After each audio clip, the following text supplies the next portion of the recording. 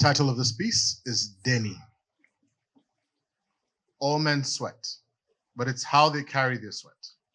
Baba's sweat did not stay on his skin, the way Mukoyo sank into the mattresses of 6-year-olds, no matter how much they were laid out to dry in fresh air under the sun. At least for Baba, one did not smell him before they saw him. There were the men who resigned themselves to let their bodies and clothes sink in sweat, that even new fresh sweat could not be smelled as they carried stones on their shoulders, stepping steadily as they climbed to the very top of Nidunga, stopping only for Batate who were not fast enough to bend or move out of their way. They would drop the stone by the cement and rush back down with cheeks plastered with stone dust and dry hands. Lotioned hands do not have the same grip. Then there were the men who palmed their sweat, patting or swiping away. They never really wiped it all away. A man who was not used to sweating would panic, staining his sleeves and leaving his hands wet and clammy. Then there were the men Baba did not like, the ones with the mouchoir, gray, blue, brown, black, red. Baba called men with mouchoirs liars. They pulled them out of the pockets by their hearts, unfolded them and wiped their forehead of the 3 dots of sweat before looking at the mouchoir as if they had carried their wives to hospital. It was a way to make everyone else see the importance of the work they were doing. Another lie added to the suits they wore. They folded the mouchoir and returned it right beside their heart, eyebrows tight and focused like a man seriously at work. For Baba, he hooked his sweat and served it to the ground beneath him. The first time I saw Baba do this was on holiday, the holiday Journée des Heureux Nationaux. I had marched up to the edge of circle in my navy blue and white, and my brown bag still on my back. Far enough from any fast-flying kabumbu the boys would be kicking and passing around.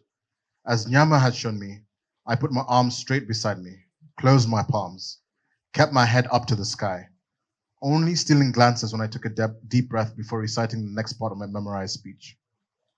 En bref, notre situation est la suivante. Je me trouve ici avec sept autres parlementaires, entre autres le président du Sénat, Monsieur Okito, un fonctionnaire et un chauffeur. En tout, nous sommes donc 10.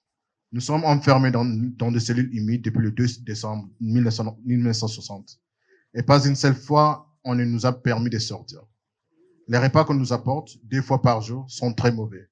Souvent, pendant 3 ou 4 jours, je ne mange rien.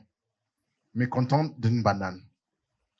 I shouted Prime Minister Patrice Lumumba's letter to UN Representative A.M. Dial, a letter written 37 years and 13 days before I stood at CERC.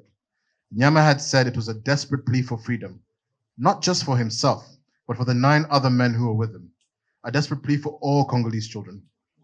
Nyama said he would have been powerful and well-respected, a man who would have made all Congolese proud, the way Muze had promised to do when he chased away Mobutu Sese Seko Kukubendu Wazabanga, one of Lumumba's killers.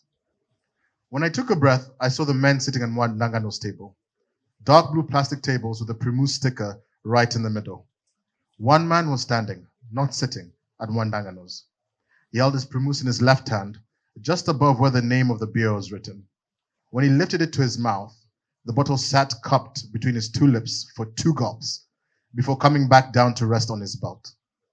A silver Rolex hung low on the other side of his wrist, too big for him. Every time the wind blew, his shirt flew on either side of him as if there was not enough of him to fill it. He was not like Lara, who had holes between the buttons of his shirt when he closed them. His sangle or stomach was not visible, but his gold ring, like Nyama's, was. Lara had lost his before I was born. Je suis pour la réconciliation entre tous les enfants de ce pays. Je vous écris cette lettre clandestinement sur du mauvais papier. Agréé, Monsieur Patrice Lumumba. Baba broke out into clapping, and the men behind him, his friends, joined. But the claps ended on the bottles Mwandagano's daughter brought out for them. Only Baba continued to clap as he came forward.